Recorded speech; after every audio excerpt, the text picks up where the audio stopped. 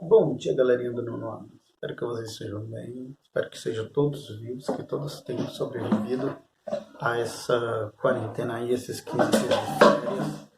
E eu acabei de derrubar minha garrafinha de água, fiz uma bagunça, mas isso é outra história. Galerinha, como eu estava falando, depois dessa quarentena aí, desses 15 dias aí, foi prorrogado, então, por tempo indeterminado, costumo dizer isso, porque tem umas datas, mas não são precisas. E a gente foi prorrogada essa quarentena e essa vai ser, está sendo a primeira videoaula que eu estou gravando para vocês. Espero que vocês consigam absorver bem o conteúdo, que consigam entender bem. Qualquer dúvida eu vou estar à disposição, tanto para o nono ano, no B e no IC. Esse vídeo é para as 3 turmas, ok? Vou estar à disposição de vocês. Qualquer dúvida podem chamar lá. Em primeiro momento, vou estar disponibilizando apenas as atividades do livro. Façam as atividades do livro. Eu vou especificar qual quando eu terminar a explicação, ok? Mas creio que ainda essa semana eu vou estar disponibilizando também lá na plataforma de vocês um, uma atividade aí, revisacional, revisando, a atividade revisando aí os assuntos que vimos antes dessa quarentena e também os que virão a seguir. Mas a primeiro momento, sim, eu estou doente, estou mal. Mas não é corona, não é Covid-19, ok? Turminha, vou estar disponibilizando lá atividades e tudo mais, mas a primeiro momento eu vou explicar, vou dizer a página do livro ao qual eu estarei explicando e tudo mais, e assim sucessivamente, ok? Então peguem o livro de geografia de vocês, do nono ano, e abram lá na página 390. A gente vai falar sobre a dinâmica populacional e a globalização. Professor, a gente está falando de globalização de novo. Sim, estamos falando de globalização de novo. Globalização é um tema que vai perseguir vocês durante um bom tempo, ok? Mas vamos lá. Galerinha, a dinâmica populacional e a globalização. Também, a gente sabe que desde o início da humanidade, o mundo sempre teve a dispersão humana por sua superfície. A gente sabe que o ser humano sempre ficou andando de um lado para o outro. Já foi comunidades nômades, ou seja, já foi comunidades que ficavam se deslocando períodos estacionalmente, de períodos em períodos ali, para novos locais em busca de alimento, em busca de melhores condições climáticas e assim sucessivamente. Turminha, os primeiros movimentos migratórios a gente pode considerar lá desde do desenvolvimento da sociedade, do ser humano como comunidade, como sociedade.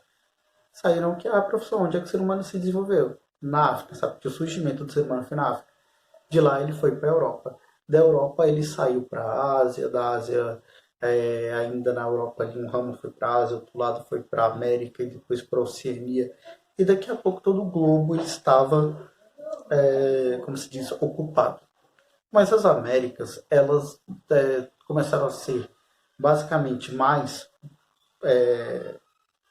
popularizadas ali com as grandes navegações, que, se vocês lembram bem, pode ser considerado um marco da globalização. Turminha, até por volta ali, os movimentos migratórios, está no livro de vocês, na página 390, fala lá do ano de 1830 a 1914. O foco ele estava onde? Estava na Europa, estava na Ásia, quase todos saindo ali da Europa. O foco estava sendo onde? Tanto na Europa em si, indo e vindo ali, quanto para a América do Norte e para a América ali. O fluxo de. Ai, eu tô com um aqui, tirou os cabelinhos aqui. Ai, caramba. O fluxo de migração ele estava voltado para esses continentes. Depois, só que lógico, tudo isso pode ser considerado religiosamente? Não, porque a gente sabe que nada é fixo, não existe verdade absoluta, ou seja, tudo isso foi se modificando. E galerinha, depois de um tempo, estava saindo o pessoal da Europa por todo o mundo. Como exemplo, as grandes navegações. Os europeus conseguiram chegar na América, foram para a África, foram para as Índias, Ásia e tudo mais. Só que depois de um tempo, a qualidade de vida nesses locais melhorou um pouquinho. Como se diz, não só a qualidade de vida, como os países foram se enriquecendo, como é o caso da América do Norte e tudo mais. O que acontece? Em vez deles saírem da Europa para ir, por exemplo, para as Américas, para a Índia e para a África, populações da África, das Américas, de todo o globo começaram a ir para a Europa novamente. Por quê? Porque agora lá tem mais países desenvolvidos. Lá agora tem países com economia muito alta e que, logicamente, pode oferecer uma melhor qualidade de vida se você conseguir um emprego por lá. Vamos colocar assim que muitos migram e não conseguem nada e tem que voltar para o seu país de origem. Galera, página 391, a gente tem falando aí dos fluxos de trabalhadores. Ou seja, trabalhadores que migram em busca de melhores condições de trabalho e vida em outros países. Turminha, isso é muito comum em todo mundo. Principalmente na América do Sul, costumam migrar para onde? A América do Norte, Estados Unidos, principalmente. Porque lá, sabe-se que a economia, pelo menos, estava um pouquinho melhor. Então as pessoas conseguiam um trabalhozinho lá. Esse trabalho, às vezes, elas ganhavam quase o dobro do que ganhariam aqui no Brasil. Só que, lógico, tem aquela questão, eles estão vivendo lá, então eles têm que se manter por lá, então tem um gasto. Mas muitas vezes, mesmo suprindo os gastos de lá, eles ainda conseguem mandar algum dinheiro aqui para sua terrinha natal. Turminha, tem um ponto aí na página 391 que fala da fuga de cérebro. Galera, essa fuga de cérebro, ela trata de quê? Trata de quanto a pessoas, de trabalhadores de países subdesenvolvidos com qualificação que migram para países desenvolvidos. O que acontece? Vamos supor, eu estou aqui, sou formado, tenho faculdade e tudo mais, eu vou me especializar, beleza, eu me especializo, faço um mestrado, faço um doutorado, estou lá em cima na questão acadêmica. E em vez de eu ficar aqui no país, porque a educação aqui não é tão valorizada pelo governo e tudo mais, o que eu faço? Ser um professor lá no Canadá está ganhando bem mais, está sendo mais lucrativo. Eu vou e tento me mudar para o Canadá para ser professor lá. Ou seja, está tendo o quê? Uma fuga de cérebros. Essa fuga de cérebros, por mais estranho que possa parecer, ela se trata disso, de pessoas que buscam mão de obra qualificada, que não consegue, às vezes não consegue emprego em seu país, ou às vezes o emprego que consegue não paga o que deveria pagar. Ou seja, acaba tendo uma desvalorização ali da mão de obra dessa pessoa. Então ela procura um emprego em outros países ali, buscando ser mais valorizada, ter uma remuneração maior. Geralmente acontece entre países, como se diz, subdesenvolvidos para países desenvolvidos. Galerinha, a gente tem o Brasil como uma das economias emergentes. Aí a gente tem ótimas faculdades, mas tenho certeza que vocês conhecem algumas pessoas que elas foram para países como Bolívia, Paraguai e alguns países aqui da América do Sul para poder fazer a faculdade de medicina. Por que eles fizeram isso? Geralmente porque essas faculdades lá são mais baratas. Às vezes até o tempo de curso ele também é menor. Então as pessoas vão estudar lá, depois elas voltam aqui para o Brasil para exercer a função aqui. Porque talvez a remuneração lá não seja tão boa. Entenderam? No Brasil, a profissão de médico, ela tem uma remuneração até, vou dizer assim, relevante. Para mim, era uma profissão que devia ganhar bem mais. A área da segurança, a área da saúde e a área da educação. Devia ter o salário lá em cima. Mas, infelizmente, essa não é a realidade que a gente tem, ok? Mas, de qualquer forma, isso é um exemplo. As pessoas saem de lá, estudam, conseguem seu diploma de médico lá e depois voltam para o Brasil, ou de lá vão para outros países onde a profissão é melhor valorizada, ok? Turminha, mas também tem a migração sul-sul. Perdão. Essa migração sul-sul acontece, como é que eu posso explicar para vocês? Entre países subdesenvolvidos. Acontece muito na África, a migração ali de pessoas que acabam estudando em um local e indo para outro local ali que tem um salário melhor, como é o caso da Bolívia. O pessoal estuda medicina lá e tenta emprego aqui no Brasil, estuda lá no Paraguai e tenta emprego aqui no Brasil. Ou seja, o Brasil é um país desenvolvido? Não. Ele é uma economia emergente, ou seja, ele está crescendo ali. Então, começa a ter esse translado. Por exemplo, o brasileiro indo para Haiti, Haiti vindo para cá, o brasileiro tá indo para o Paraguai, está indo trabalhar na Venezuela, não, porque Venezuela, enfim, está indo para a Bolívia, para o Equador, está buscando trabalhos em países menos desenvolvidos. Por quê? Às vezes a quantidade de trabalho, de mão de obra lá, a quantidade de vagas de emprego, às vezes é muito grande e não tem uma mão de obra tão qualificada. Então, muitos buscam empregos, perdão, em países subdesenvolvidos ou em desenvolvimento, que geralmente a educação é um pouquinho mais barata, dependendo do caso, e eles vão buscar emprego. Se for em um país desenvolvido, é chamado de fuga de cérebro. Se for em um país que ainda está na mesma situação ali, subdesenvolvido, economia emergente, é chamado de migração sul-sul. Galerinha, agora a gente vai ver alguns tipos de migrações, ok?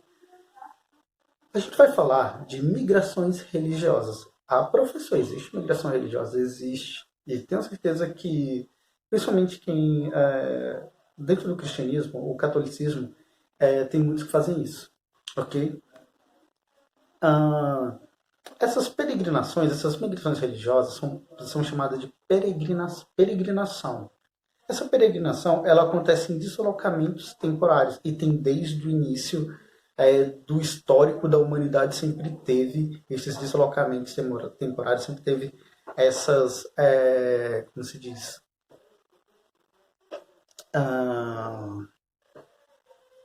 sempre teve essas peregrinações, enfim.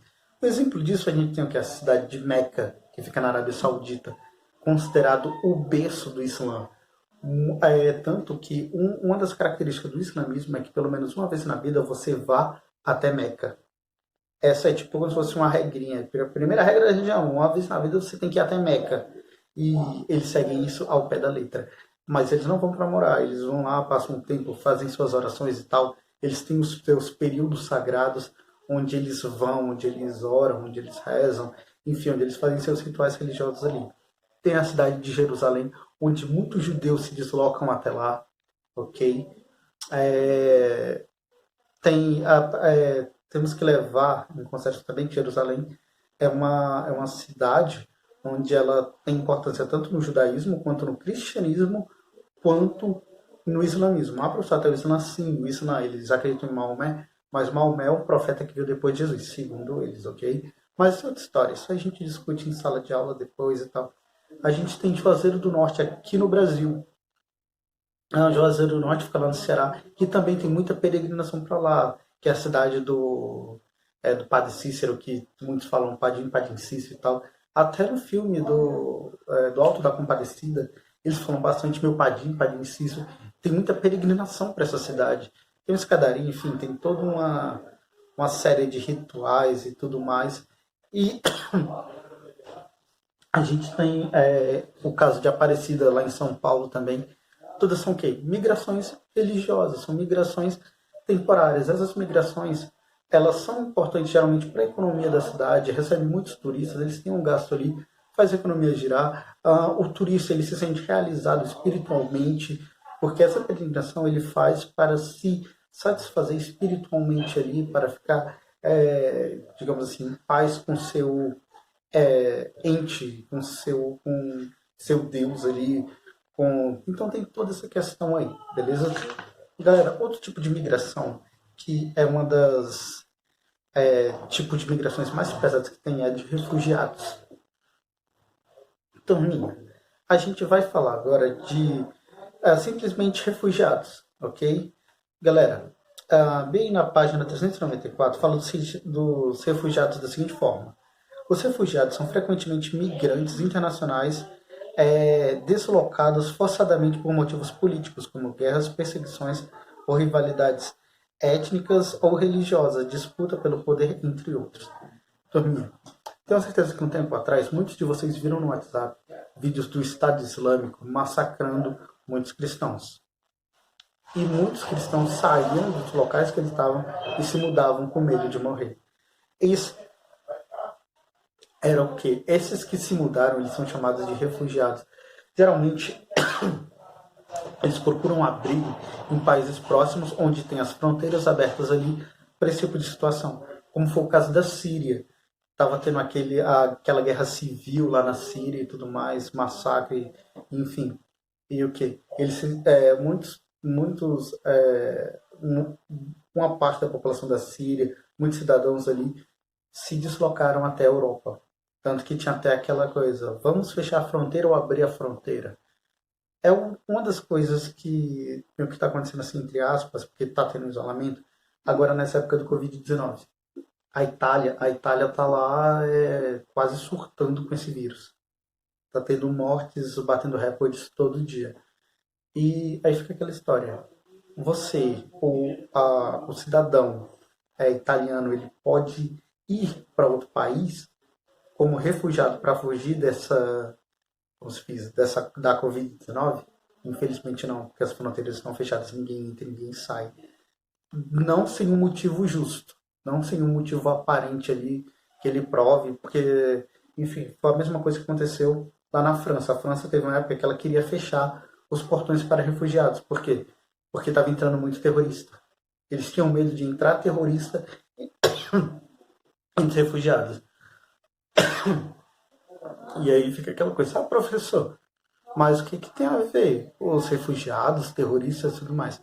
Galerinha, depois de uma pesquisada aí sobre a Legião Estrangeira. A Legião Estrangeira é um grupo operacional que a sua sede, o seu país, vamos colocar assim de origem, entre aspas, lógico, fica na França. A Legião Estrangeira, ela é francesa, mas ela aceita pessoas de todo o mundo, com testes rigorosos e tudo mais, ganha muita grana, mas a média de vida de alguém que é da Legião Estrangeira é mais ou menos 5 anos, porque eles batem de frente com outros países nessa questão de terrorismo, como foi o caso da Síria. Muitos franceses não, vou colocar muitas pessoas que estavam na Legião Estrangeira, tanto que o nome é Legião Estrangeira, justamente porque ele recruta pessoas de todo mundo. Estavam lá no embate. Então a França estava sendo alvo de muitos ataques terroristas. Tanto até na época lá do Charlie Hebdo, que era aquele jornal que fez uma sátira com Maomé, e isso é um desrespeito muito grande na religião islã. Enfim, isso, como se diz, professor, mas eles são maus por fazer isso? Não, muitas das vezes alguém fala que não acredita em Deus e muitas pessoas acabam questionando, acabam julgando e até menosprezando. Basicamente foi a mesma coisa, a diferença é que eles são bem radicais. E, geralmente a gente só fica na discussão aqui, geralmente na discussão na internet, Facebook, nas mídias sociais, ok?